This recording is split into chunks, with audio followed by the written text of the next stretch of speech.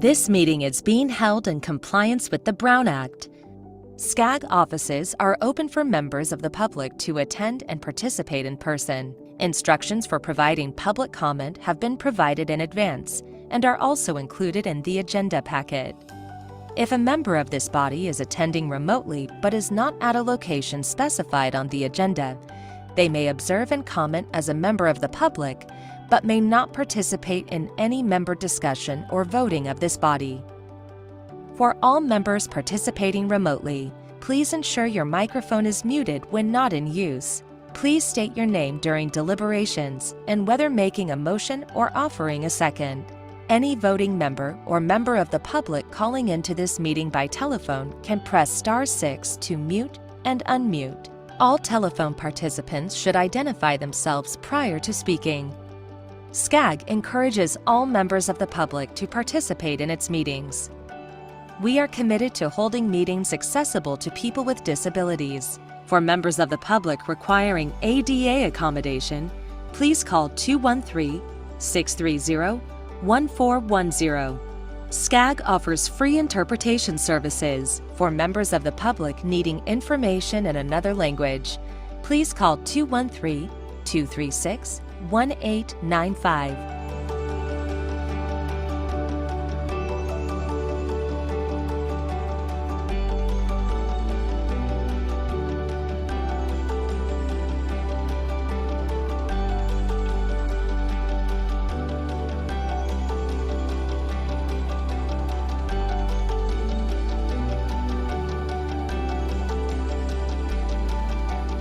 The meeting will now begin.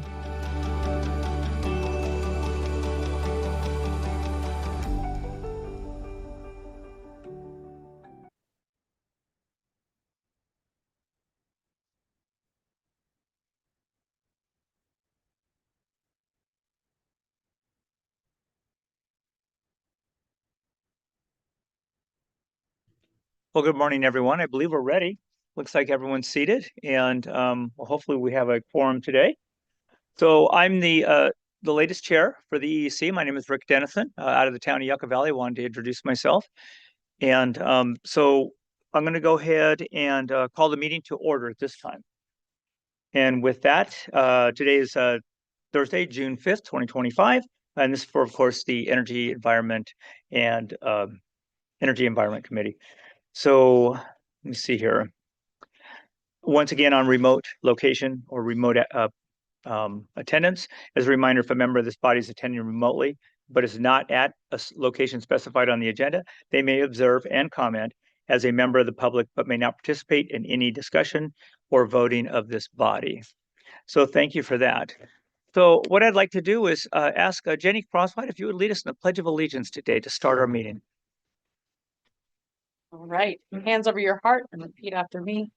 I pledge allegiance to the flag of the United States of America and to the republic for which it stands, one nation under God, indivisible, with liberty and justice for all. I was waiting for that, Daniel. I knew that. Thank you very much.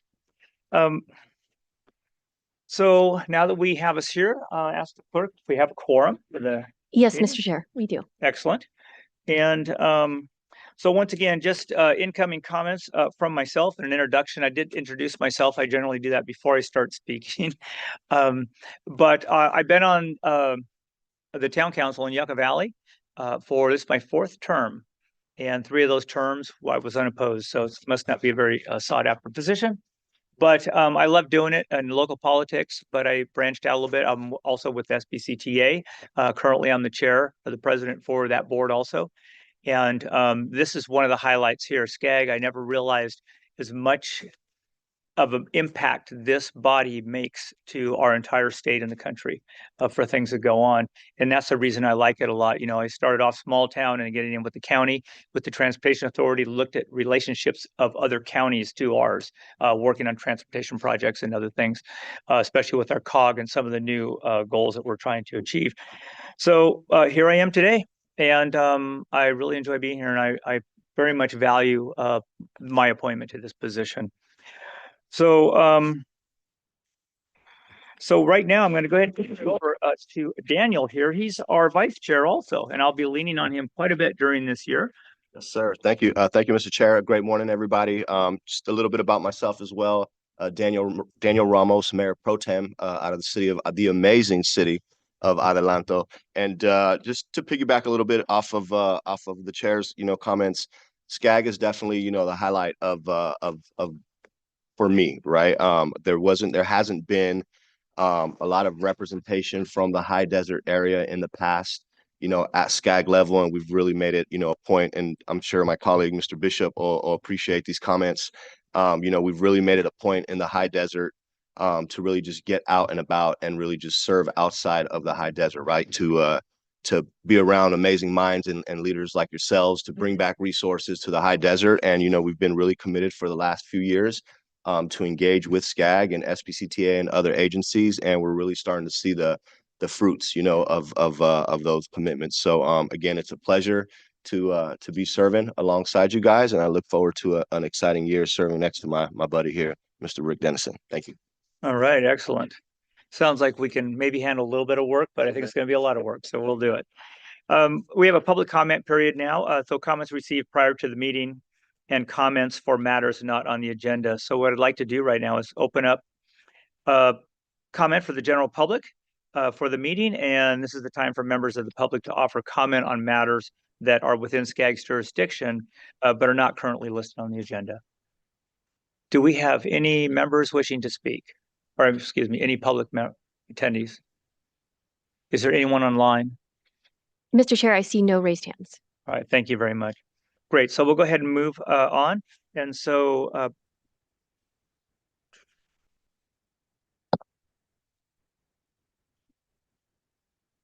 we'll go ahead and close the public comment period. Now what we're going to do is review and prioritize agenda items. So we'll start off with the consent agenda today.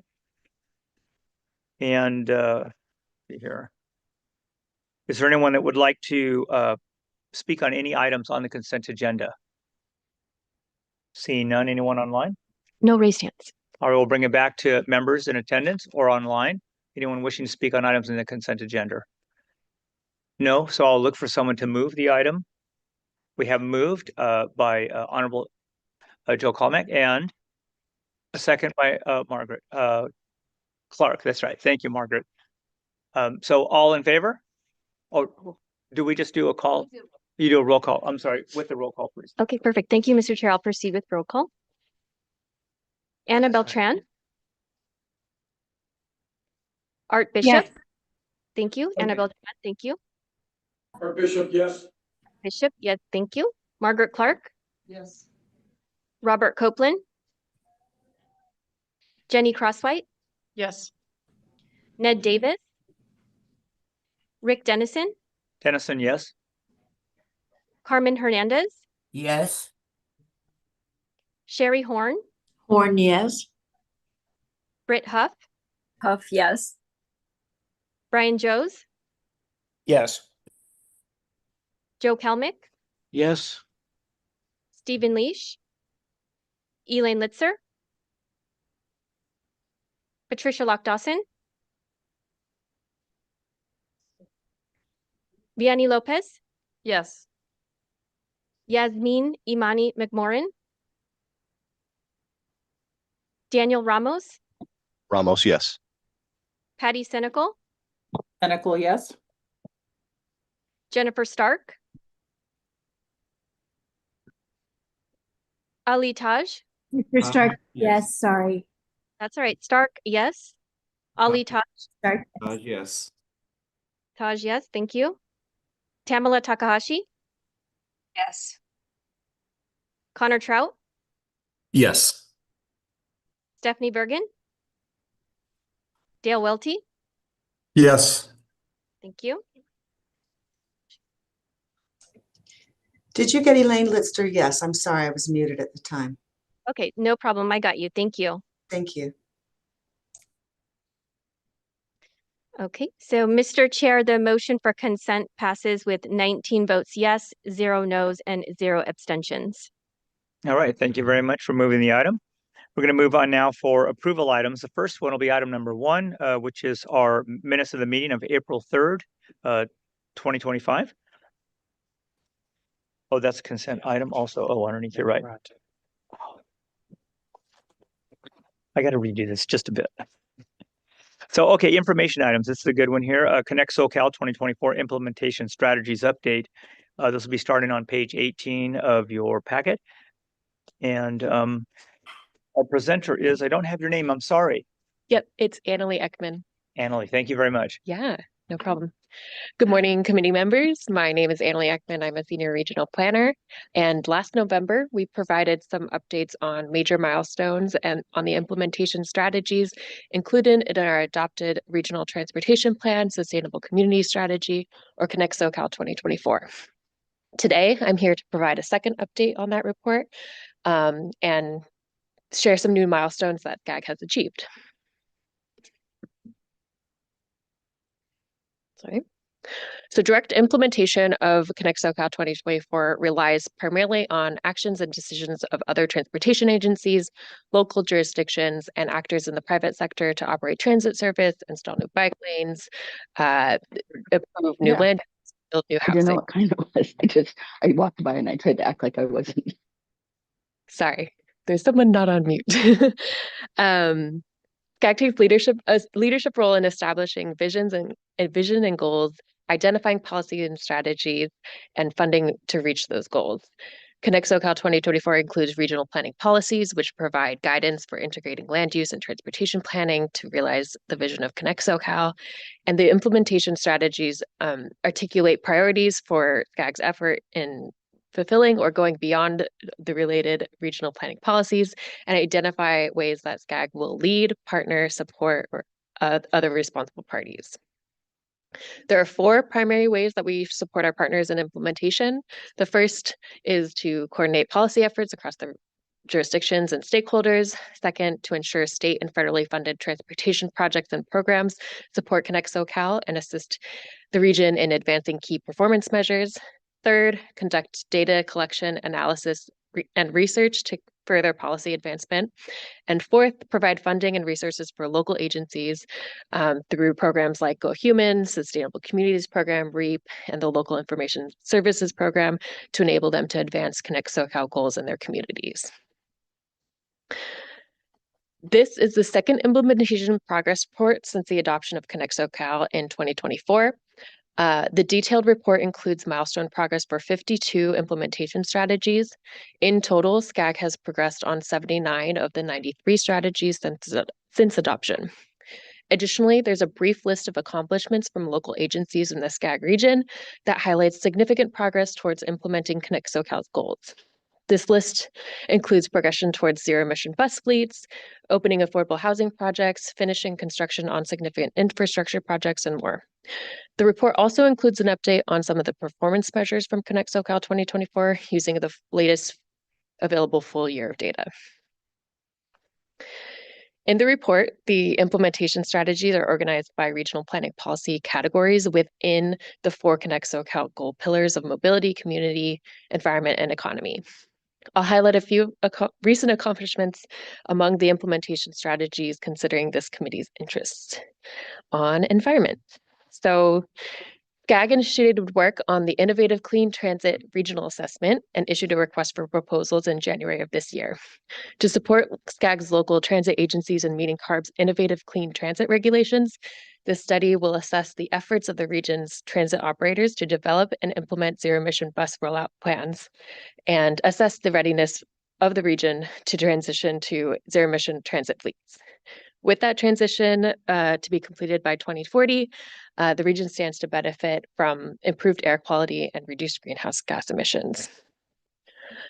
Secondly, the SCAG initiated work with a consultant on the Natural and Agricultural Lands Economic and Resilience Benefit Study, which will consist of a white paper and resource appendix on the ecosystem services, resilience benefits, and economic benefits of natural and agricultural lands in the SCAG region. And with that, that concludes my presentation, and we'll be back to report on more progress updates in the future. Thank you for the presentation. I want to open it up right now to any members that would like to have any questions or comments on the speaker. Seeing none, do we have anyone online? Nope. Oh, I'm sorry, Jenny Crosswhite, please. I just have one question. What happens, if anything, to some of our implementation goals if California loses its EPA waiver? Because I know when we were out in Washington, D.C., one of our meetings was cut short because there was an emergency meeting that was happening around that particular issue and whether or not, anyway. It's a morning. I'm being censored. You're cut off.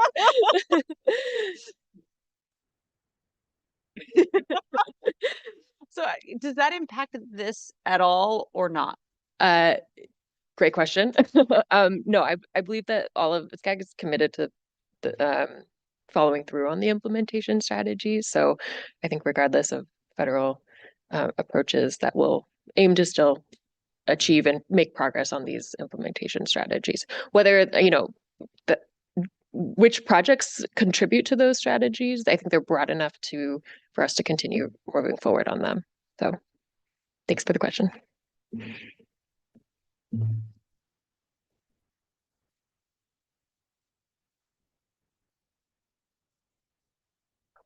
All right, great. So now I'll open it up to the public. Any public comments on the item? And I guess I should ask this, are we open to the public online also? Yeah. I thought so. Yes, we are. Okay, great. So, and do we have anyone online? No, Mr. Chair, I see All no right, raised thank you hands. very much. So, well, thank you very much. That concludes. Appreciate it. Okay, so yeah, I'll go ahead and flip those around. Let's go.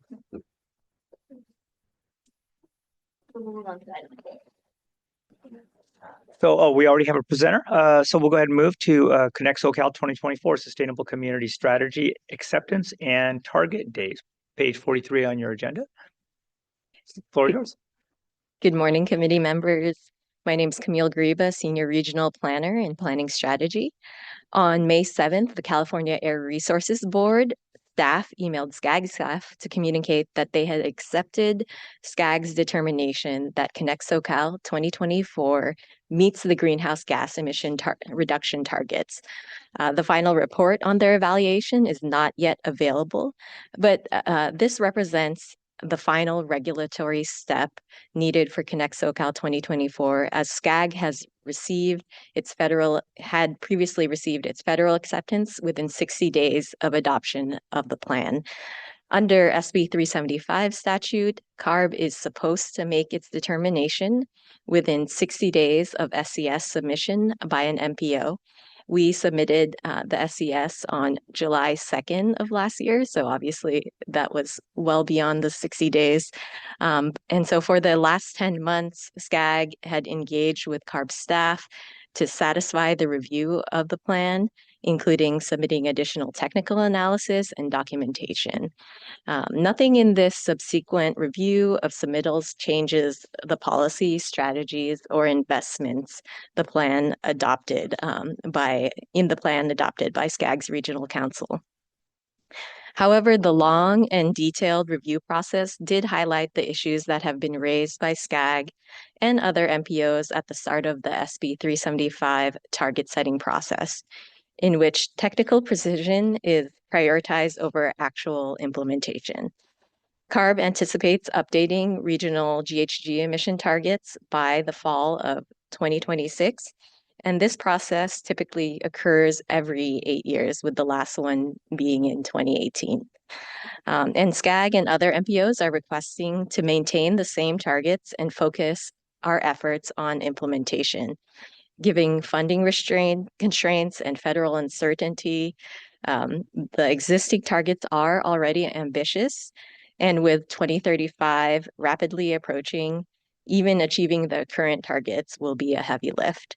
And so SCAG will continue to engage with CARB in collaboration with other MPOs and local stakeholders during the target update process, and will update this committee once CARB's draft target update is released, which is expected this fall.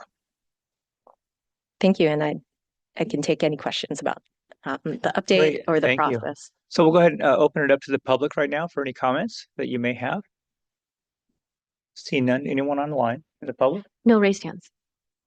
All right, then we'll bring it back to the committee. Committee members, any questions? All right, anyone online? No raised hands. Okay, well, thank you very much for the update. Thank you. Appreciate it.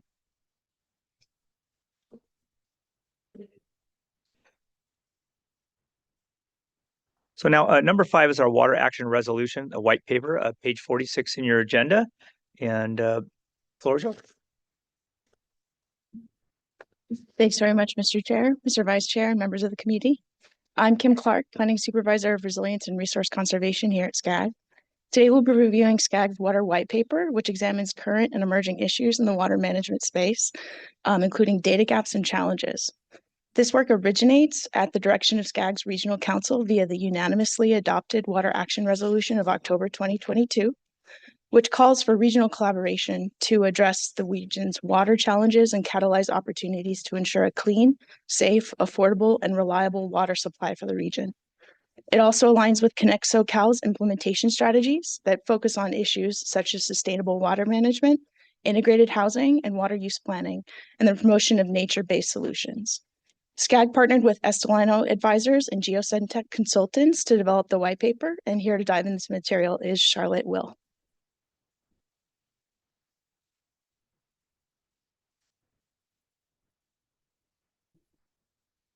Thanks, Kim. Hi, everyone. My name is Charlotte Will. I'm from Estelino Advisors, and I'm joined by Mark Hanna from Geosyntec. We're excited to be able to share some findings from a white paper we've been developing over the last year or so, and as Kim mentioned, coming out of the Water Action Resolution.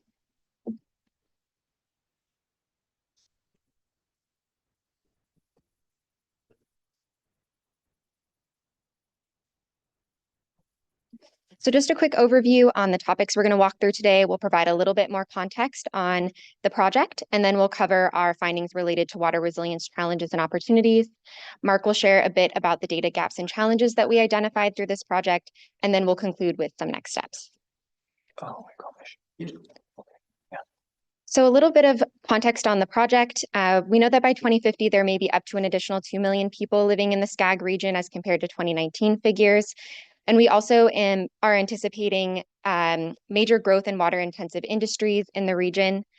Water agencies are working to ensure that water supply is able to meet that growing demand. But there's also an opportunity for water managers, land use planners, and housing agencies to collaborate to ensure sustainable water management in the region. To understand that opportunity a bit more, we undertook this white paper with SCAG, which had 3 major project components. The first was a series of stakeholder interviews. These included conversations with water managers and flood control districts, as well as state agencies and community-based organizations. Geosyntec led an analysis of the water data landscape, looking specifically at the availability, quality, and consistency of water management data in the region. And we also researched and mapped key actors involved in water management in each county, specifically looking at the regulatory bodies as well as the wholesalers and retailers in the region. So moving into our findings, we organized our findings based on 5 indicators for water equity. These findings are based on and align with California Assembly Bill 685, which recognized the human right to water in the state, as well as other water equity frameworks on the topic. I'll walk through each of these since we'll use these to organize our findings for today. Reliable refers to the number of water sources and the reliability of each source. So for example, one jurisdiction may rely on one water source, such as imported water, while other jurisdictions may rely on multiple water sources, such as groundwater, recycled water, in addition to imported water. And the reliability of these sources is also important to consider. For example, for a jurisdiction that might rely only on one water source, as that water source if it becomes less reliable over time, such as due to climate change, that's an important consideration. Clean and safe refers to the quality of water for its intended purposes. Affordable refers to the amount of income that a household will be putting towards water expenses. Folks might be more familiar with this in the planning context in terms of household burden, housing burden, the amount of household income going towards housing expenses. Accessible refers to the quality of the water infrastructure, getting water from its source to its destination. And resilient refers to the ability for a community or water source to bounce back from a climate event. That could be a drought or flood, or it could be a wildfire, as we'll hear about from our panelists today. So moving into our first theme, reliable, as I mentioned, we heard through our research that water managers are anticipating increased demand from residential and industrial sources and are working to diversify their water supplies and increase their water storage to address that increase in demand. Some promising strategies that we heard about to address these challenges include coordinated efforts between public agencies. We'll learn about that from one of our panelists today, the San Bernardino Valley Municipal Water District. We also heard about local efforts to increase water supply diversity and to manage groundwater sustainably. Clean and safe water is essential for thriving communities. We learned through our study that aging infrastructure can impact water quality at the tap. Industrial and agricultural runoff can also impact water quality and may require that water be treated before it reaches our homes and businesses. Some promising strategies that we learned about to address these challenges. We heard about water treatment technologies that water districts are utilizing to remove contaminants such as PFAS. We also learned about community-led initiatives to test water, and we'll hear from Heal the Bay today about some of their work in this area. Affordable is one of the other major indicators we looked into. Given the need for maintenance of water infrastructure and investments in upgrades to infrastructure to ensure it's resilient to climate change, we heard that that's an expensive process for water districts, and so they're seeing their costs rise and are looking at some of them are looking at water rate increases to help cover those costs. On the flip side, we heard from community-based organizations that some low-income communities across the region are struggling to afford these rate increases, and that in some cases, the balance between water conservation goals at the same time of these water rate changes can be challenging for low-income communities. Some promising strategies that we heard about to address those challenges include water districts who are implementing water rate structures that specifically promote water conservation while also balancing affordability. Accessible, as I mentioned, refers to the infrastructure that's getting water from its source to its destination. To address that need for infrastructure improvements, we also heard time and again that more funding is needed to cover those costs for necessary infrastructure upgrades. Some promising strategies we heard about to help increase that funding include cross-sector infrastructure planning efforts, so bringing together different agencies and community organizations to help draw down that funding. And we've also seen that there is some funding out there to help address these infrastructure costs, which is encouraging. Our last indicator, resilient, as I mentioned, refers to the ability for a water source to bounce back from a climate event. We heard that more investment is needed and more funding is needed to invest in adaptive and resilient solutions for water infrastructure in the region. And some promising strategies to address this challenge is resilience and emergency planning that we've seen water districts are undertaking in the region. We'll hear about one of those examples from Moulton Nagel today. And now I'll pass it over to Mark Hanna from Geosyntec to share about some of the data gaps and challenges. Great. Good morning. Thank you, Charlotte. Thank you, committee members. Let me figure out the advancement here. So I know this section is called data gaps and challenges. There are also some promising findings that came out of the study that we've done. And going through the same pattern that Charlotte just did, starting with reliability, we do see there's opportunity for planners and water managers to collaborate more readily. One example of this is the regional housing assessment is done every 8 years, and the urban water management planning is done every 5 years. So there's always a disconnect in understanding water availability versus expected population growth. Another is at the regional level, there isn't a consistent record of data water sources and their reliability. And so trying to understand where each of the water purveyors are obtaining their water sources is a key source in the reliability toolkit looking forward. On clean and safe, we're seeing that there are some limitations on the small water system on water quality and sources. And we're also lacking information on bottled water and bottled water transportation to close some of those gaps on these small water systems. In many of our interviews, we saw that there's a lot of interest in helping these small water systems advance. I know Greg will may talk about some of the groundwater storage issues and dealing with past industrial practices that have contaminated some of our groundwater basins, while also trying to find ways to store this precious resource when it comes. On affordability, the gaps. Well, really, actually, some of the promising information that's come out is the Duke University Institute of Water Affordability Dashboards, and you can see on the lower right here, there's a lot of information that's available, trying to see how median household income is going to pay for water. This is really available in some of our larger water systems, but again, the granularity as we get into the smaller water systems is missing. There are also gaps on understanding the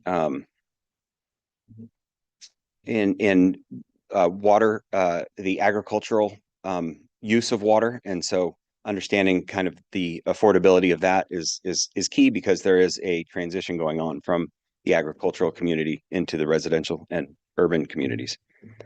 On accessibility, really the access of water, so it's the condition and the locations of these water systems. Water master plans have a lot of information that shows where water infrastructure exists. As we look at growing communities, we don't have really the condition for many of these. A lot of agencies don't have water master plans, or some that exist aren't publicly available. So really trying to find a way to bring that information together. Some of the promising information that's coming out is the agencies are starting to develop these digital twins or models of their systems, so they can be brought into a single database, so you can actually see the breadth and reach of some of the water systems that are out there. There's a lot of work that could be done still. And then on resiliency, we're looking at a lot of really good information that's coming out of research and a lot of the work that's coming from agencies and nonprofits on water shortage contingency plans, sea level rise, wildfire risk maps, so that base is there and available. What we're lacking, though, again, is that overlay with the water systems. And so really trying to see the resiliency of these water systems is a little difficult still, because we do not have a full picture of the water systems themselves. But what's nice is, as we get that to support some of these other data gaps, it will move right into this resiliency category, which will allow us to do greater assessments of resiliency of water systems, not large ones only, but the small water systems as well.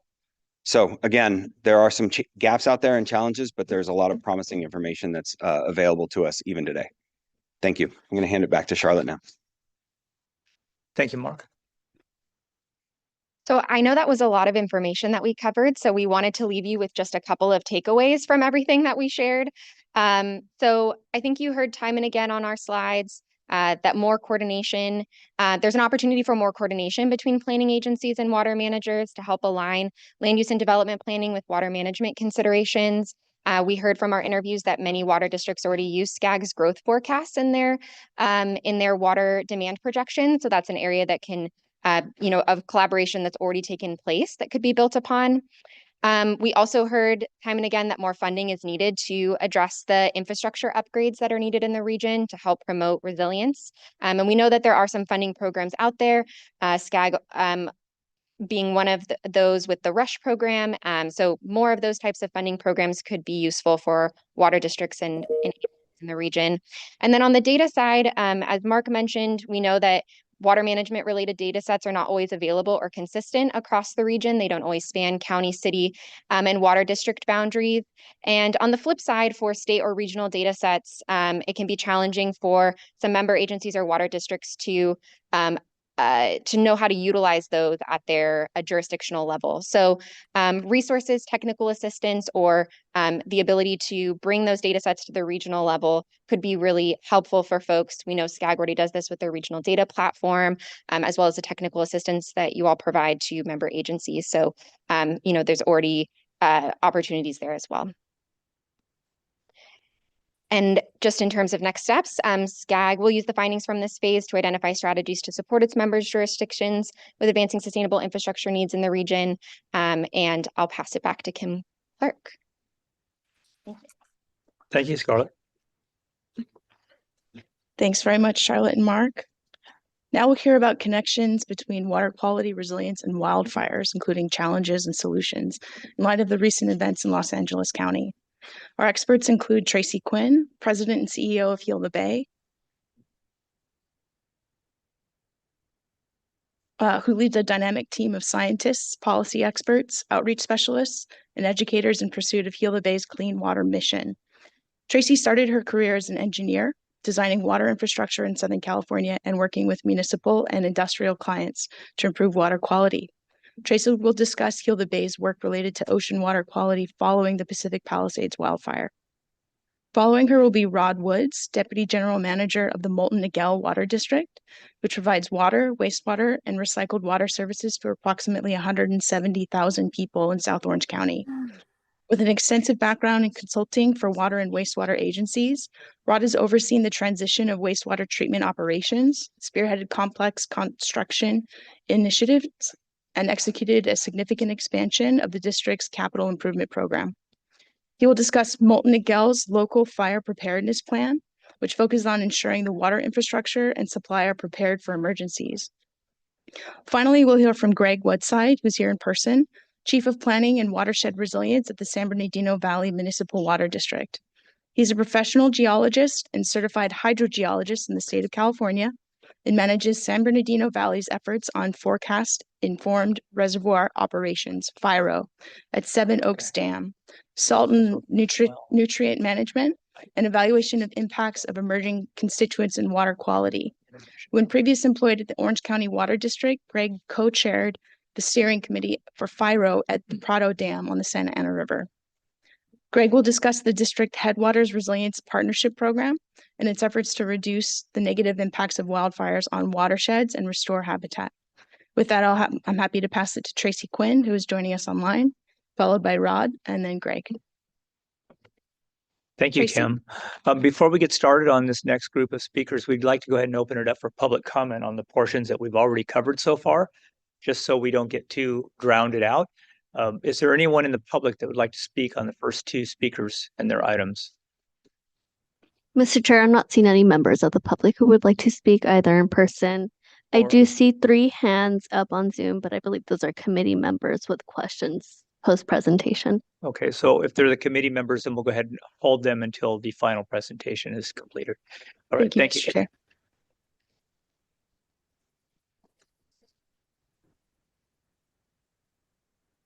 Great. Would you like me to start? Yes, Tracy, please start. I don't seem to have access to moving the slide, so I'll just ask the someone on staff to load the presentation. Yeah, we have it handled on this. Great. I see it.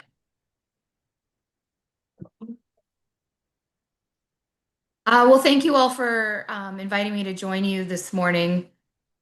My name is Tracy Quinn. I'm the president and CEO of Heal the Bay. Prior to joining Heal the Bay, I led our climate adaptation and resilience work for related to California water for the Natural Resources Defense Council. And for about a decade before that, I was a practicing water and wastewater civil engineer here in Southern California, where I did have the opportunity to work with SCAG a little bit. So a pleasure to be back with all of you. Heal the Bay's mission is to protect and restore the coastal waters of Greater Los Angeles. Our work is from summit to sea, because everything that happens within a watershed eventually impacts near surface waters, including our beautiful Santa Monica Bay. Here in Southern California, stormwater is the #1 source of pollution into the Santa Monica Bay. We see this in our annual beach report card. which we've been doing for 35 years, where we'll have wide swings in bacteria levels between dry and wet years. Our most recent report card came out just prior to Memorial Day. It included data collected between April of 2024 and March of 2025.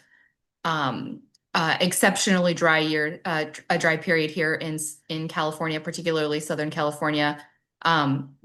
During this last period, we had 62 A+ beaches make the honor roll. Those are beaches that never exceeded any bacteria levels and had perfect grades all year round. In comparison, 2 years ago, which was an exceptionally wet year, only 2 beaches along the entire west coast of the United States earned that grade. After the fires, fire-related pollutants entered the bay in 3 major ways. During the fires, while the blazes were still going along our coast, ash was observed coating the ocean surface up to 100 miles offshore by a research boat that happened to be out there. Then we had additional pollutants enter the bay after the storm events that happened in late January and through February and March, particularly an intense storm that happened around February 13th, where we had huge debris flows flowing into the ocean. And then finally, we had about 300 or so structures that burned along PCH. Many of those homes that at the time of the fire were built on top of the high tide zone, with sea level rise had come in quite a bit from when those homes were built. So when those homes burned, that debris field laid within the high tide line, ocean lapping those pollutants in every single day.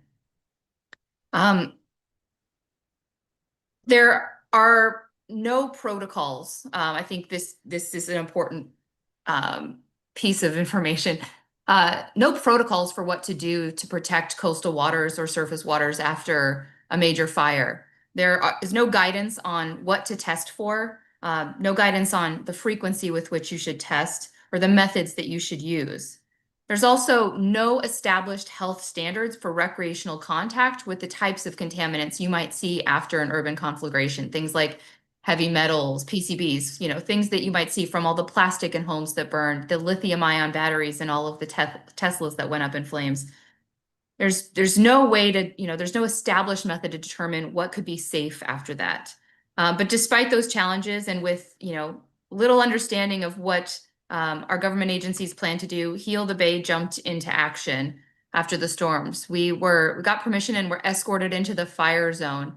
We did our testing, just on January 25th and 26th before the first rains at 10 different locations north of the burn area in Malibu, 5 locations within the burn area at major stormwater or creek outfalls, and then 3 south, 1 at Santa Monica Pier, 1 at Dockweiler, and 1 down at Malaga Cove and Palos Verdes, to give us a good spatial representation of what was happening in the bay. We also came back after that first storm, which happened to also be the first flush, the first big rain event in almost 11 months, I believe, to see the impact of that first rain. The rain that fell on those thousands, nearly 7,000 homes that burned in the Palisades, went straight into our storm drain system and out into the ocean.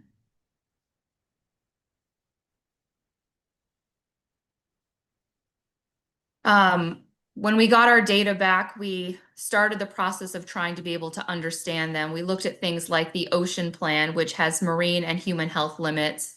The human health limits are for fish consumption, not recreational contact. We looked at drinking water quality. We looked at, but obviously nobody's going out and drinking 64 ounces of ocean water. So that's not an appropriate health standard.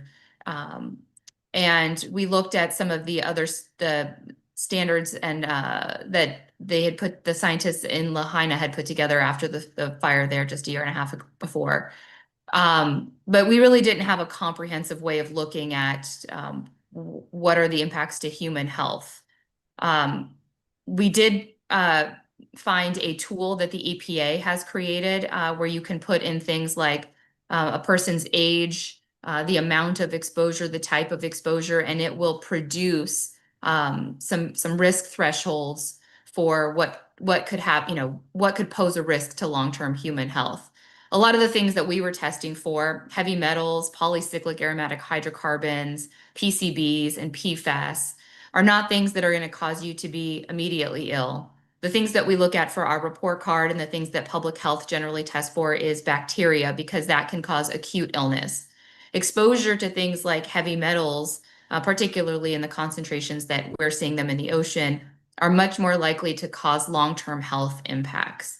And so it does pose a bit of a challenge when looking at this, but we were able to eventually find some risk thresholds that we could use to better understand. Again, these are not adopted standards. These are not the typical way that you would have develop a health standard where you're doing multi-years of testing, but this did give us a good way to look at the data to understand what the potential impacts could be.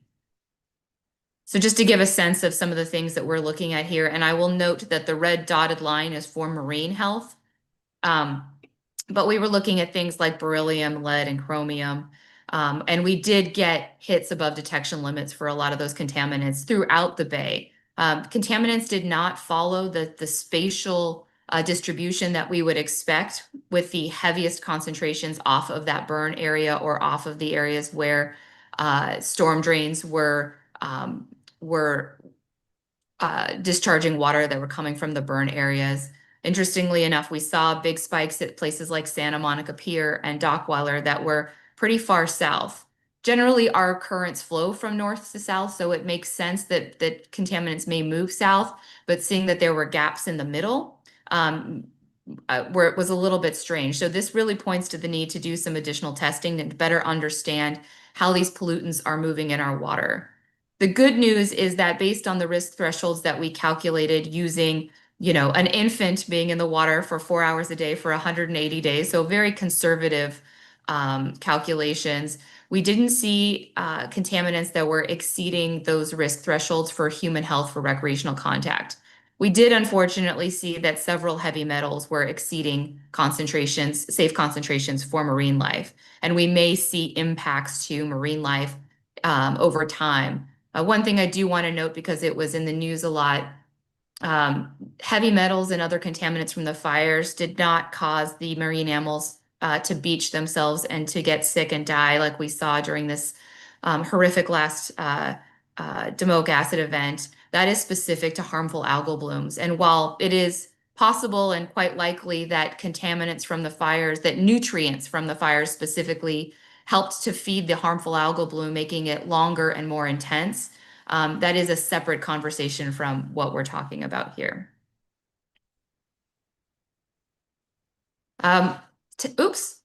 Sand was also tested. There's a lot of concern about the black muck that was washing up on our beach. So the LA Regional Board also did some sand testing. They also did some testing in May, which we're hoping to get the results of soon.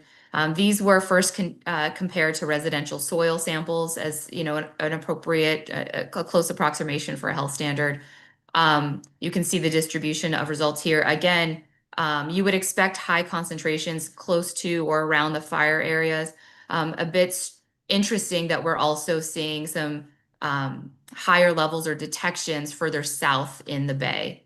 But again, all of the contaminants generally appear to be below the residential soil sample health limits and below the health limits using the EPA calculator tool. Again, though, this was a point in time.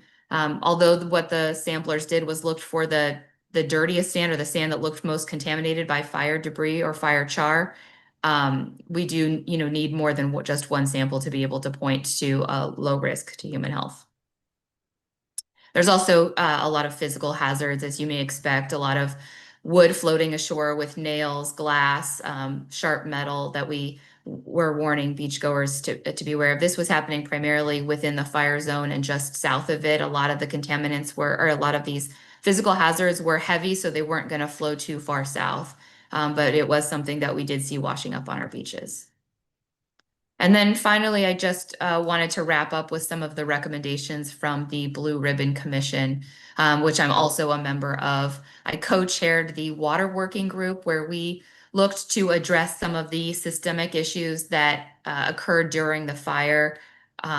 So we debriefed on some of the issues that happened around maintenance of pressure. One of the things that we saw happen that was in the news a little bit, particularly in the Palisades, was when the power went out, the pumps that were pumping the water up the hills were relying on diesel fuel, which was running out. And then also the problems or challenges with trying to run fuel trucks into an active fire in order to keep the pumps running. So we wanted to address some of those issues with how do we make sure that we have a reliable and resilient supply of water. We looked at building in, one of the other issues that happened is when the homes burned, there was no auto shut off, no backflow prevention. So the water, there was additional pressure loss from the homes that burned where water started flowing from their pipes.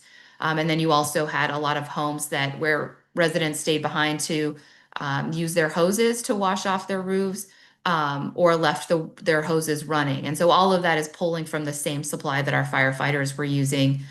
So some of the recommendations that you'll see in the Blue Ribbon Commission report when it comes out are around building in system redundancy when we're rebuilding these structures, looking for on-site supplies that can be used for on-site fire suppression. Building in more nature-based solutions. So having more green space that can also be a place for stormwater capture, either through cisterns or infiltration, depending on where you are. Cisterns would be great for additional fire supply, but those can also serve as fire breaks and can serve as places where you can address numerous climate change concerns like extreme heat, flood, drought, etc.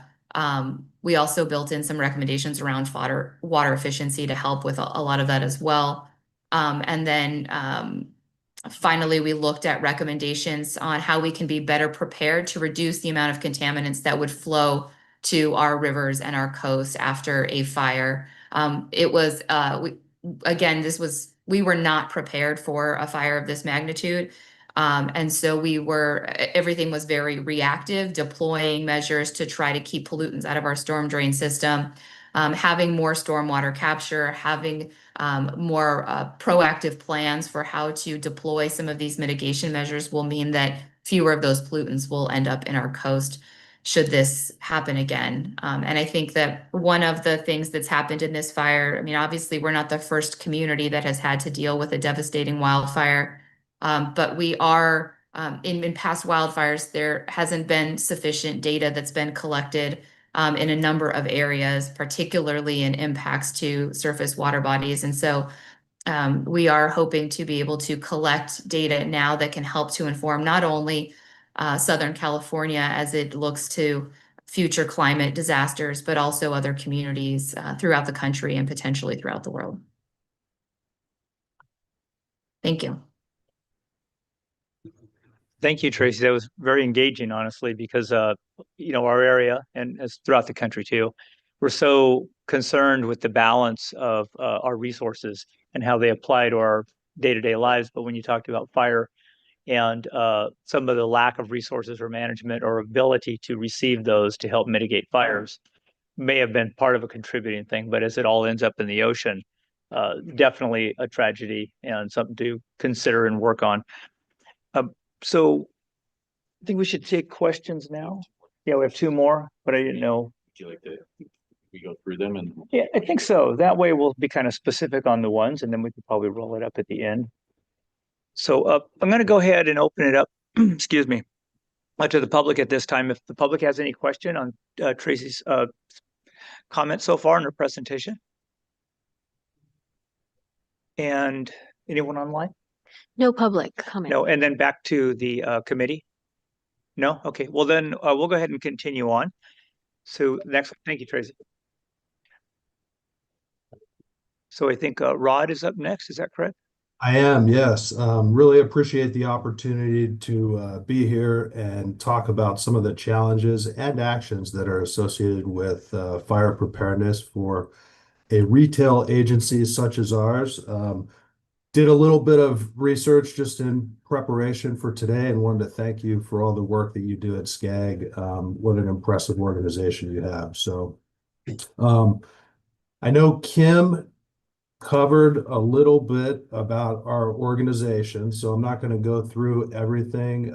We are in serving 6 cities in South Orange County. We have a 7-member board of directors, approximately 200 employees. And a couple things about the organization that we're really proud about is our strong finances and financial planning and background and everything, our workplace culture.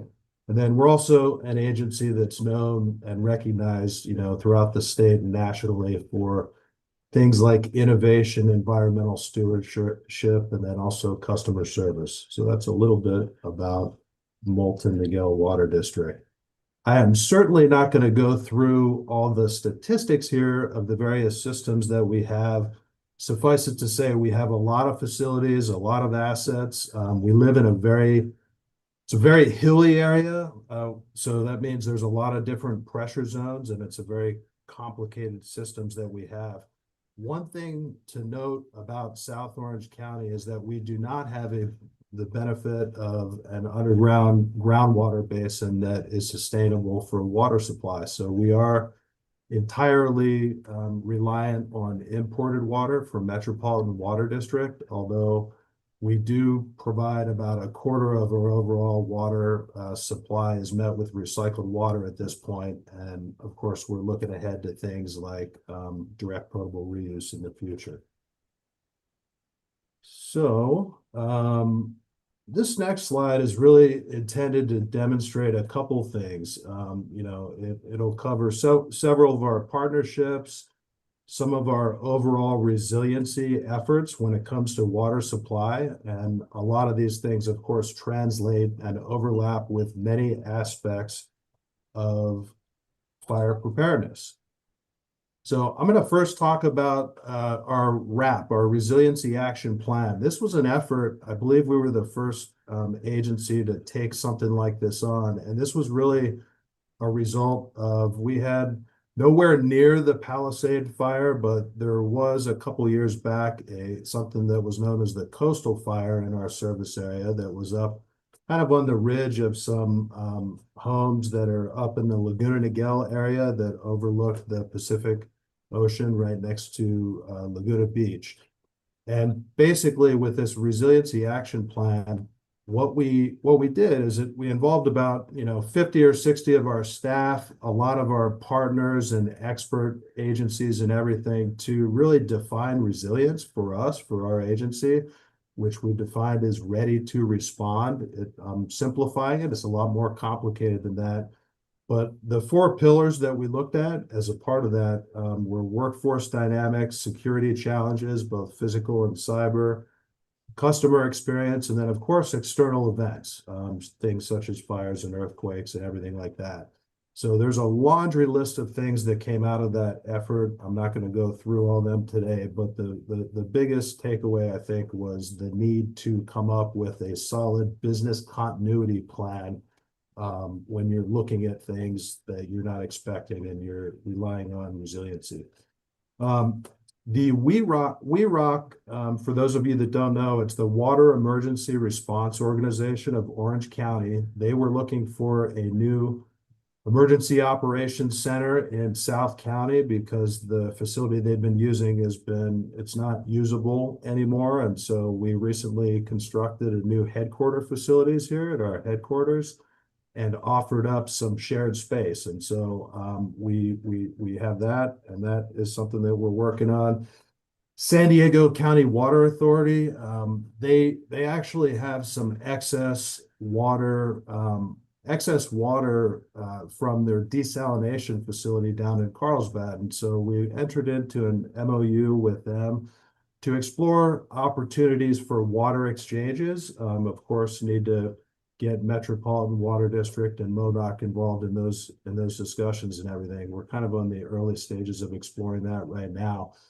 I mentioned that we have no sustainable underground groundwater basin. But the North County up in the Orange County Water District area certainly does. And one of the things that we've been exploring with the Orange County Water District And the city of Santa Ana, with some facilitation, with MODOC, is an opportunity for this emergency interconnection project where we essentially build facilities that the city of Santa Ana can use on a daily basis, build on new wells, new pumping facilities, new PFAS treatment, facilities and whatnot that they use on a normal basis. And we pay for and fund the whole thing. And in exchange, when we come up with some sort of emergency on our end where we're not able to get the water that we need, we would be able to utilize that water, put it into a metropolitan water district facility, a pipeline. And this is kind of a first project, the first project of this type. So there's a lot of institutional things that we're working through right now, but we're very, very excited about the prospects of this and really feel that it could be a model for other agencies to consider in the future. I've got FEMA, Cal OES on here. We've had a tremendous amount of success in the past with grants, mostly on the hazard mitigation grant side, as well as the BRIC program. We had a working group with 3 area directors at FEMA and Cal OES to improve their BCA tool, their benefit cost analysis tool. That is, it's kind of hard, it's complicated, a lot of people don't know how to use it. And most importantly, what our goal was to make a lot more projects that should be eligible under these programs actually eligible. And so that's another thing we worked on there. And last but not least, bringing it back to fire, you can see the helicopter hydrant there.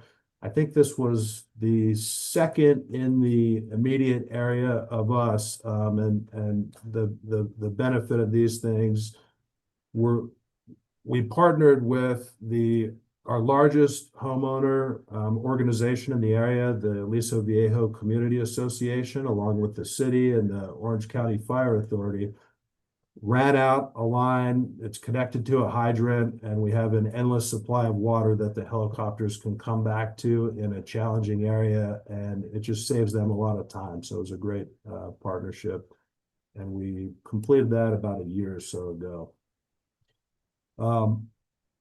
When we look at things that are specific to fire preparedness, I have some things on the slide here. Reservoir storage capacity.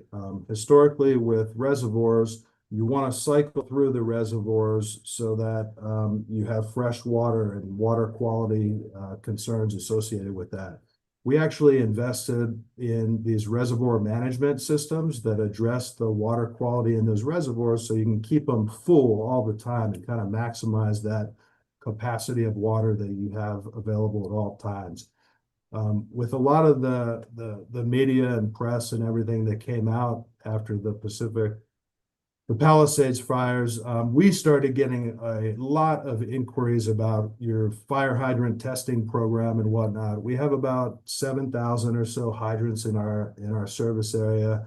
We have a regular program where we go through and we test those hydrants. We get through our whole system and all those hydrants on an annual basis right now.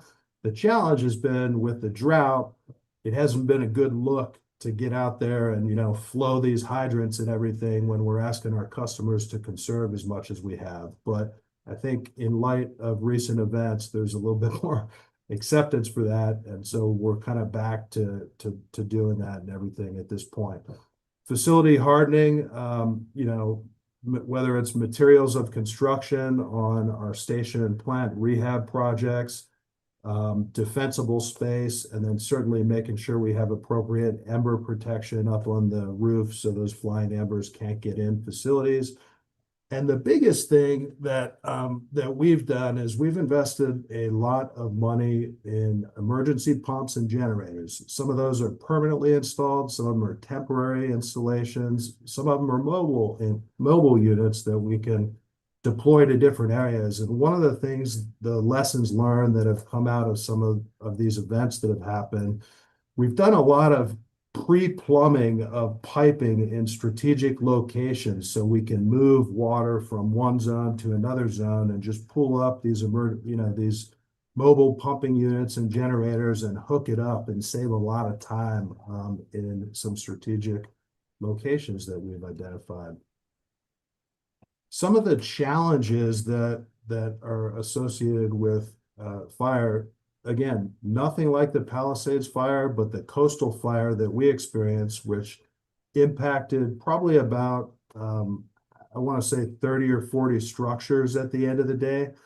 The demands on the system and those flows that were experienced at the hydrants were about 3 times what the system is designed for. And of course, we're relying on the Orange County Fire Authority to tell us what the, what are their fire flow requirements for our system. We don't have the luxury of being arbitrary about that. That would create a big problem for us. And of course, the balance is if you design your entire system for these really large facilities and everything that are able to handle fires, you end up with water quality issues and concerns on a day-to-day basis. And so it's kind of striking that right balance there. On ground coordination, one of the things that we experienced with the fire department was we had guys on our front lines, our director of operations, our assistant director on operations with the fire authority when they were fighting this fire. And part of it was, hey, if you guys need water, by all means, you take any and all water that you possibly need right now. But when you're done, don't let those hoses laying down the street and just running and wasting water down the street, because our system needs time to recover. And so it kind of kicked off a nice, I'll call it enhanced partnership and a lot of education and everything with the fire authority about our system, some of the constraints and limitations and everything that's turned into a really good partnership going forward. Compounding events, fires, earthquakes, you've seen that, I'm sure, in a lot of movies. And then this concept of base loaded and as needed supplies. Since we're 100% imported water, you can imagine we have contracts and obligations to take a certain amount of water from the different areas in our system. And so when we look at these special projects, in case some of those sources don't become available, a lot of these projects are base loaded projects where they want other agencies, they'll request you to sign up and commit to taking additional base loaded supply. We don't have the luxury of a tremendous amount of storage in our area to have anywhere to put that water. And so when we're looking at resiliency and different type of water projects at this point, a lot of what we're looking at is kind of those as needed emergency situation type of supplies that, of course, we're going to be willing to pay a premium for, provided that it's going to be available for us. So when it comes to solutions, of course, we don't have solutions to everything, but we do have some themes that we can focus on to ensure that we're as prepared as possible. Really starts with education, education of our staff, our customers, our board of directors, and other agencies. Partnerships, can't emphasize the importance enough with the relationship you have kind of with your surrounding agencies and making sure you have interconnection set up and an understanding of when you experience certain things in your system, how can you move water effectively and everything and work through that. Of course, you got to have commitment and kind of an organizational culture. We're all so busy and so many things to do on a day-to-day basis.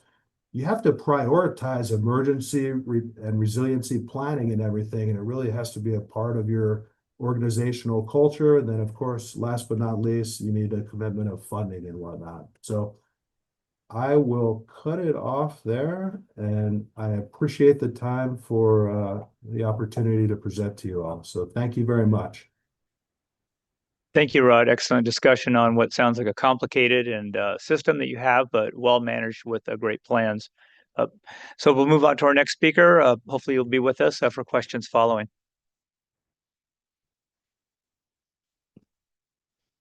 Good morning, Mr. Chair, Mr. Vice Chair, and committee members. Thank you for the opportunity to be here. The San Bernardino Valley Water Districts, we are about 60 miles east of here, of course. Our region extends on the west from the city of Rialto through San Bernardino, Loma Linda, Redlands, all the way to Yucaipa. So we are a wholesale water agency. We have a 5-member elected board. And in addition to being a water manager, we have a lot of other activities we do. And 2 I would note here is we're leading development of a habitat conservation plan in our area with 11 partners. And we're also supporting the Inland Empire Headwaters Resiliency Partnership, which I'll talk about. So our groundwater basin in our area is very important. We are very fortunate to have a large groundwater basin. There's actually 3 of them shown here. And I'll note that in our area, 1 million people rely on these groundwater basins as their primary water supply. The basins are managed by both our agency and the Western Municipal Water District in Riverside County. This is a photo that comes from our friends at the Orange County Water District. It's taken from a plane. It is focused on a very important area in our watershed. The Seven Oaks Dam is the constructed feature you see in the middle. This is looking north towards the San Bernardino Mountains. And the Santa Ana River flows into the area behind Seven Oaks Dam, and then the Santa Ana River begins again downstream of the dam. And you'll notice those ponds that are shown there. Those are very important to our operation of our water supply. Those are ponds that infiltrate water into the groundwater basin. So we call those recharge ponds, infiltration ponds, percolation ponds, all kind of mean the same thing, getting water from the river into the groundwater basin to sustain our groundwater supply. And the left side of the photo, if you look, you can somewhat see the impacts of a fire that occurred in our area last fall, September 2024. The line fire started and burned 45,000 acres in the watershed tributary to our area. Watershed is critical to us. 2/3 of our water supply comes off the headwaters, which are primarily the San Bernardino National Forest and the San Bernardino Mountains above us, which are shown in this photo here. So I want to talk about I'm going to skip this in the interest of time. Headwaters, of course, very important to providing our water supply and maintaining the quality. Why are we concerned about headwaters? Fire risk is a very significant part of that. Again, the upper watershed, the headwaters provide the majority of our water supply, which is naturally infiltrated into the groundwater basin and also supplemented with our recharge. I note here the native fish restoration. So as part of our habitat conservation plan, we have plans to restore native fish, the Santa Ana sucker, into 5 tributaries in the watershed. And this picture shows some of those areas. So the mountains have locations where we had plans to reintroduce the native fish, the Santa Ana sucker, this year and next year. And those had to be put on hold because of the line fire and the impact on the habitat for the fish. So this is how I want to explain the impacts of the fire that started last fall. Of course, the first photo, number 1, that's the fire itself and the smoke. The second photo is the denuded landscape that results from the fire. A lot of things going on there. I'll just note 2 things. When fires come in and burn hot, it changes the characteristics of the soil, and that increases the runoff rate. And that's been well documented, it's well understood. And if you had the chance to go out there with us, we could show you places where it's very visible, the infiltration capacity of the burned soil versus the infiltration capacity of the non-burned soil. It's very, very clear when you go out there. Photo number 3 is from one of our surface water bodies after we had rain. So this is essentially black, muddy water, very high turbidity, very high suspended solids that runs off the burn area. Photo number 4 is one of our infiltration ponds. After the high turbidity water had come in, it dried out, and you see all those cracks. That's a very unnatural thing. It's a sand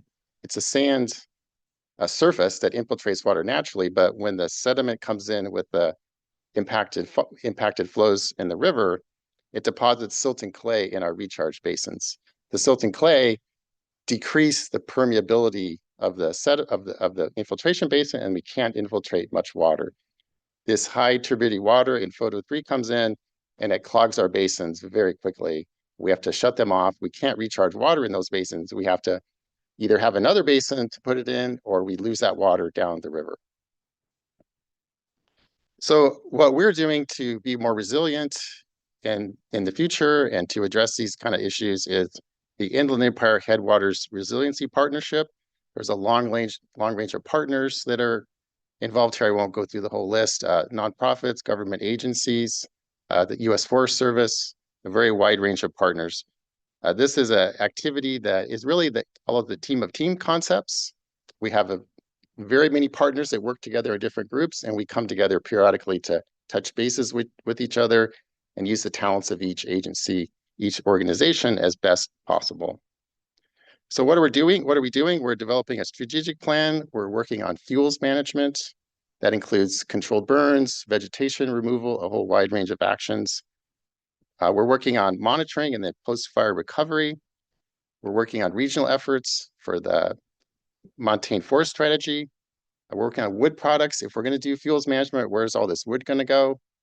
So we have a biochar pilot project, a very extensive outreach and education. And we're also working very closely with institutes and organizations that work with workforce development. We're working with Cal State San Bernardino and others to develop the next generation of our employees. That concludes my presentation. Thank you for your time. Thank you, Greg. I appreciate that. So what we'll do is we'll go ahead and bring it back to public comment at this time. Let me see here. Do we have any public comment from in attendance for the speakers today? See none and online? Mr. Chair, I'm not seeing any public comment for this item, either in person or online. Okay, so we'll bring it back to the committee members. Any questions or comments for the speakers? Oh, I'm sorry. There you go, Margaret, please. This question is for the Moulton Nagel Water District, Rodney Woods. Is that okay? Yes, I was very impressed with the helicopter.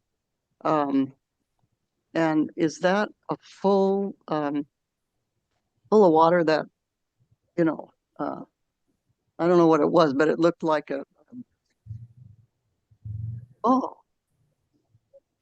Yeah, it's I can jump in there and you can hear me. Yeah, it's a cistern. It's essentially a small cistern tank that is hooked up to one of our fire hydrants, so it has a continuous supply of water to a certain level, and it just allows the helicopters to come up, drop one of their hoses. It automatically connects without having to have anyone on the ground or anything like that. And they can fill up depending on the size of the helicopter, between 1 and 3 minutes, depending on the size of it.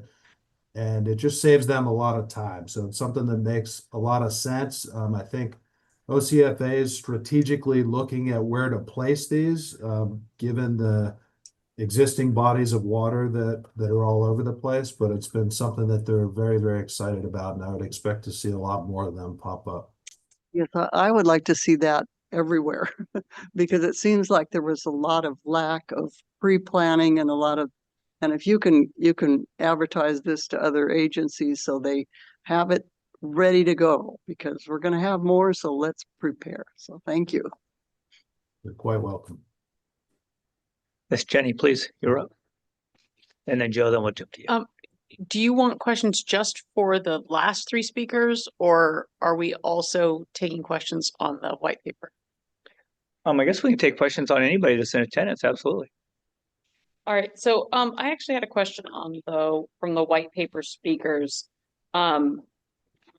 As we spoke with water agencies, one issue that I didn't see either in the white paper or in the presentation was a discussion of brackish water and saltwater intrusion. Did that come up at all in whoever did the interviews and research?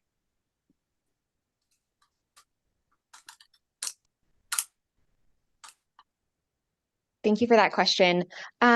It did come up a little bit in Ventura County, and I think thinking about the more coastal communities, I think we only had the opportunity to speak with a small subset of stakeholders. So I imagine if there are other conversations with more folks in coastal communities, thinking about the saltwater intrusion will probably come up more as well.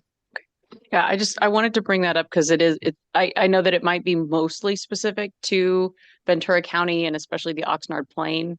But it plays into all of the other issues too that you were talking about, the affordability, then the agencies that are responsible for addressing the brackish water, then that cost goes on top of all the other costs that the ratepayers are paying for their own individual city systems and the other pieces of the conservation, whether it's the dam or the fish ladder, so there's lots of issues in especially Ventura County. We have a very complicated water system.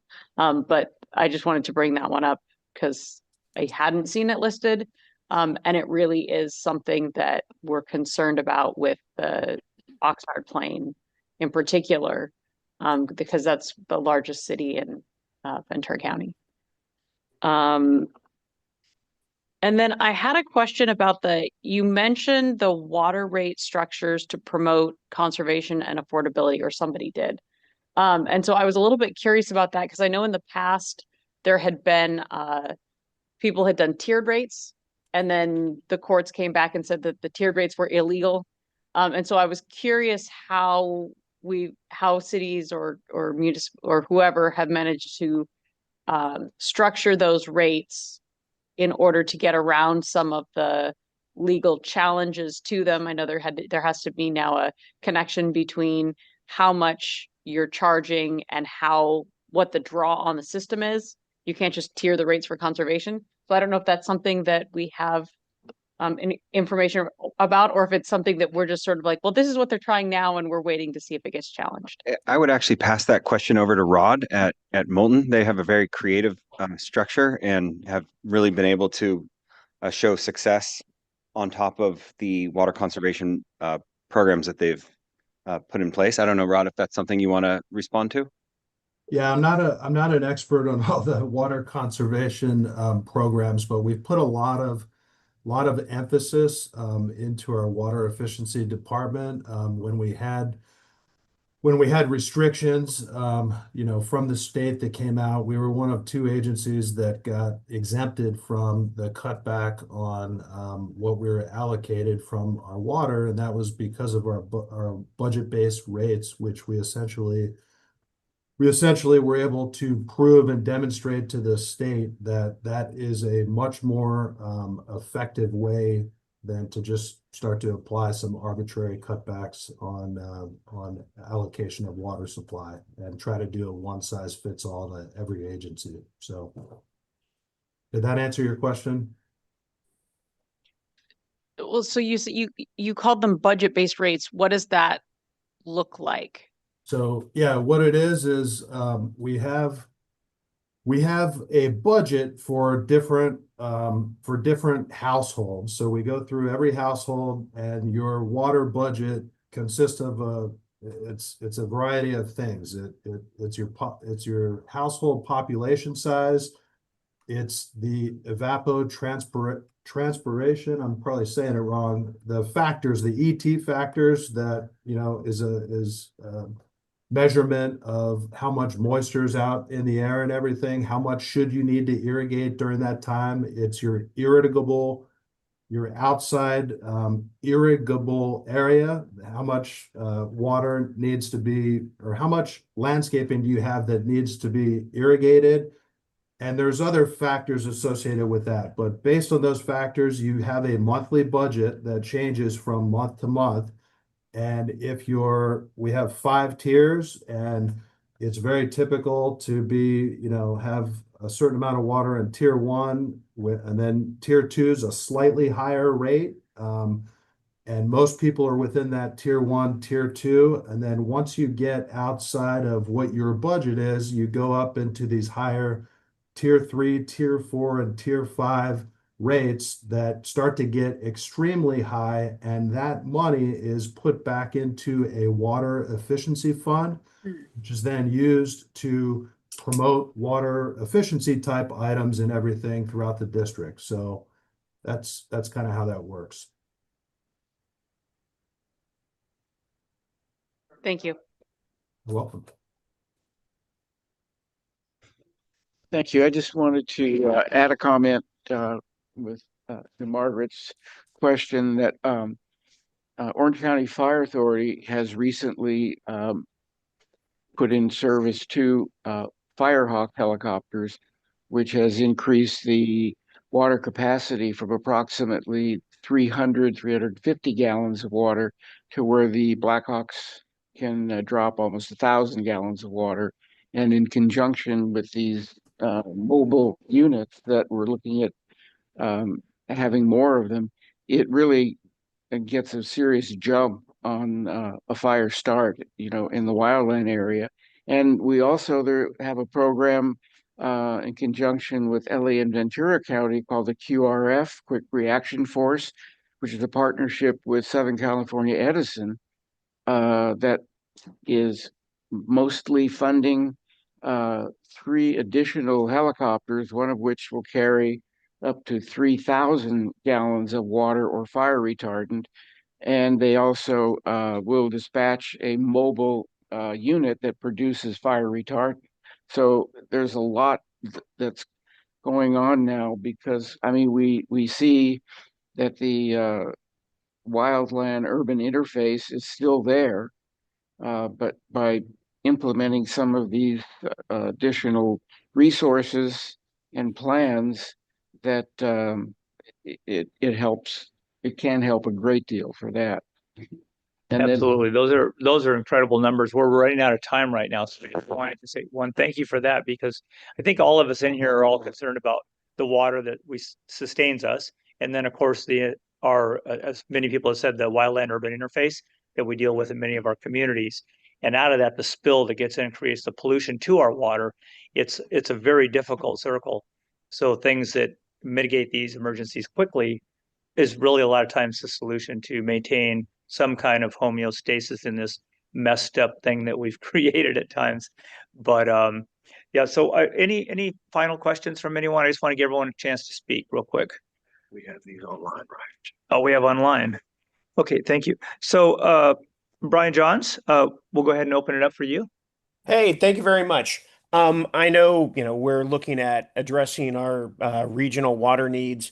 Something that we here in Chino Hills have experienced is the State Water Quality Control Board changed the standards for our city wells on TCP 123, and we've had to spend, upwards of $10 million to build a giant, essentially a Brita water filter to pull it out. Are we monitoring, with SCAG, how those decisions are going to impact us? Because I know our neighboring cities of Chino and Ontario and Montclair are having to go through the same thing because of our former agricultural past. Is staff keeping an eye on that? Because that has caused us to increase water rates and really taken a bite out of the general fund. So just throwing that out there. Okay, Brian, we have Kim stepping up here to help you with the answer. Yeah, thanks very much for the question. It is something that we haven't considered in the past, but certainly it's good to have this type of feedback to understand what the challenges are at the local level, especially as it relates to water quality, water costs at the municipal level for administering water to be able to supply it to our current residents, as well as the growth that we're going to incur in the coming years. So thanks for that I feedback. appreciate that, because we literally had to take every single one of our city wells offline and had to purchase more imported water, and it really hit our ratepayers. So yeah, no, if we can make sure that that's on the radar, I would greatly appreciate it, and I'm sure the rest of our cities would as well. Thank you for that, Brian. And I did like the Brita filter. That was a good one. So Patty Senecal, you have a second or a couple minutes? Yes, thank you. The observation I have is on the slide that was on page 55 from earlier. It talks about affordability, and then it has this promising strategies, water rate structures that promote water conservation and affordability. So from a city perspective, on our city system, the more we conserve, right, the less money the city has to work with. And then we have to turn right around and raise rates to look because of that delta created by conservation. So I was from a local perspective, that is a challenge. And so my question is, where are the promising strategies? Is it in the report and I just didn't get there yet? How do we read more on this particular section of conservation and affordability? Let me ask the speakers, anyone have any information on that delta of if we save and then they raise rates to try and offset their expenses? Anyone have that within their jurisdiction?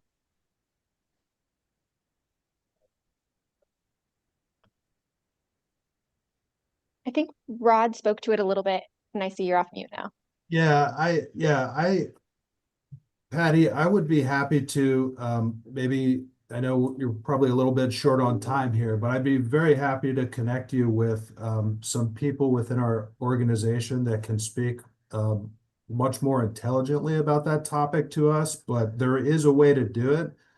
It's called water budget-based rates, and kind of what I described to Ari earlier is how you make it happen, So if most people are conserving, water, yes, you have less money coming in, but you're always going to have those people that are excessively using water that you can then, set aside and put into a different fund and use that water.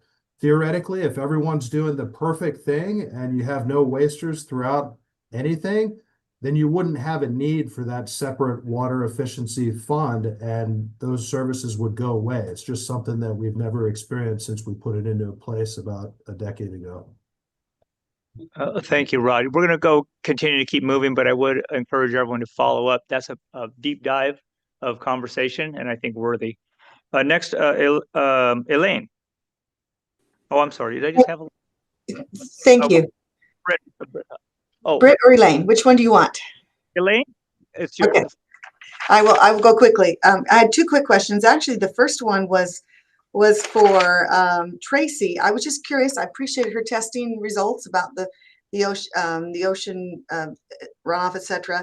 I was curious if they had tested pre-fire for comparison's sake, because the results are always important, but you need a kind of barometer. I would love to know what they were like before the fire, just to be asked to make with certainty that it was the fire that caused some of these levels. Yeah, that is one of the challenges. We don't have baselines for a lot of this. The types of contaminants you might see, the heavy metals, polycyclic aromatic hydrocarbons. We don't do regular testing for a lot of those. Some of these things we do have some general backgrounds, like total arsenic. We have a sense of how much was in the ocean potentially before the fires, but no, we unfortunately don't have baselines for a lot of it. That's why sort of continue testing over time will help us to better understand the specific impacts from these fires. Completely understood. Okay, thank you, Tracy. Appreciate that. And I guess this last question is for Kim, Charlotte, Mark, and their white paper. I just want to know, and maybe this isn't within the purview of the white paper, but does SCAG have an official position on the Delta Conveyance project that's being discussed right now in Sacramento and trying to be passed, et cetera? Is there an official position that SCAG has? This is Ryan Wolf. Not at this time. This is something we're certainly aware of. And, I think part of the water white paper is for us to begin to understand and engage with the various stakeholders throughout the region. And this is our first step. And I think we want to continue to, understand all the different pros and cons of various projects, including the Delta Water Conveyance project moving forward. And so, we're just getting started here. And so we want to continue moving forward. And so I think we needed to have a better understanding of where a variety of stakeholders stand before we, move to take any positions on particular projects such as the Delta Conveyance. Understood. Anyone that uses the water project, and certainly Ventura County is very dependent upon water from the north. Anyway, I hope that we can take a strong positive position, and that becomes part of the discussion. So, Britt, our final speaker. Oh, yes. My question was for Dr. Quinn with Heal the Bay. And you mentioned that one of the three main sources of pollution were the 300 structures along the Malibu coast there. And that totally burned down. And I'm wondering, well, first of all, thank you very much for your presentation. It was really excellent, good overview. And My question is whether your organization has any input in the discussion of rebuilding, and or whether the Blue Ribbon County Commission has articulated any instructions as to how to prevent that problem in future. Heal the Bay doesn't have an official position on that yet. We are looking into what might be an appropriate path forward. There are a lot of challenges that are presented by the homes along PCH, particularly because of climate change and sea level rise. And the fact that there is now, in a lot of those places, no dry sand. And as you know, wet sand is public land. And so, there are some challenges. One of the things that we've learned recently, a lot of those homes are on septic. They're not connected to a sewer. And to rebuild a septic system and put a seawalls to build closer, to build to code, is going to cost each homeowner between $500,000 and $700,000 before they even get started on the rebuild. And so there are a lot of challenges with rebuild. And I think a lot of the programs that helps to address rebuilding or not rebuilding on land that may be prone to future disasters came from the federal government and are not available this time around. And so there's just some challenges and things that we're working with some researchers at UCLA to see if there's a path forward that could be fair and equitable. But at this time we have no position, but there certainly are quite a few challenges that the homeowners who lost their home will face in trying to rebuild. Thank you. Thank you, Member Heff, for the question. So I'm going to go ahead and continue to move on. We have a little bit of time left. I have a couple of things to report out to the membership. So I want to start off with Connect SoCal in May. The California Air Resources Board, the SCAG that connects SoCal 2024 Regional Transportation Plan and Sustainable Community Strategy meets CARB's greenhouse gas emissions reduction targets. So by accepting the determination, CARB affirms SCAG's efforts to align land use planning with transportation policy and investment to support statewide climate goals. So good news. However, the lengthy review process highlighted SCAG's concerns about the need to revisit Senate Bill 375 to better support implementation. Following CARB's workshop on updating the target setting process, we will send a joint comment letter reiterating concerns we have previously raised about revising the process. So on the topic of CARB, I wanted to congratulate our very own EEC member, Riverside Mayor Patricia Locke Dawson, on her recent appointment to the California Air Resources Board. So congratulations to her. Nice to have someone on CARB. Mayor Dawson, it's great reassurance to have a leader and expert in your background on both CARB and AQMD. Please let us know if we can support you in the future. And so thanks to everyone that was able to join us on at SCAG's 60th anniversary General Assembly, where we approved our general fund budget and elected our board of officers for the upcoming year. And I look forward to continuing the work of this committee with you all throughout the upcoming year. The event was great. It was great to see everybody engaged, networking, and as was said earlier, it's one of the largest events they've had in over a decade, I believe. And so that's good news for us that there is a concern about the work we do. So I'm going to move it over to Yvette for staff report, please. Yeah, thank you, Mr. Chair. I just wanted to take a quick minute to introduce myself. I'm Yvette Macias, the SCAG Government Affairs Officer in Inland Empire, and I'm just really excited to continue the great work of my colleague Rachel Wagner as the new Government Affairs staff member supporting the committee in our leadership and planning staff here. With that, I do have a couple very quick updates on our Go Human program, mostly funding opportunities. Under the traffic safety event sponsorship for approximately 12 events this summer, Go Human seeks to provide monetary support up to $10,000 for traffic safety educational events within the SCAG region. Eligible community events must be free and open to the public, and funds must be used to support traffic safety education, especially as related to people walking and biking. Funds are subject to restrictions, and these events must occur before September 30th, 2025. We also have a helmet distribution opportunity for approximately 6 events. The Go Human team will coordinate the purchase of helmets to be distributed by the requester at community events open to the public. Helmets must be distributed to community members at no charge alongside bicycle safety education. Helmet distribution may occur in tandem with the sponsored event. So if you're interested in any, please let me know, or you can email Alina Borja, which is the SCAG Senior Regional Planner in charge of the program. And that's at Borja, BORJA @scag.ca.gov. Thank you very much. That concludes my comments, Mr. Chair.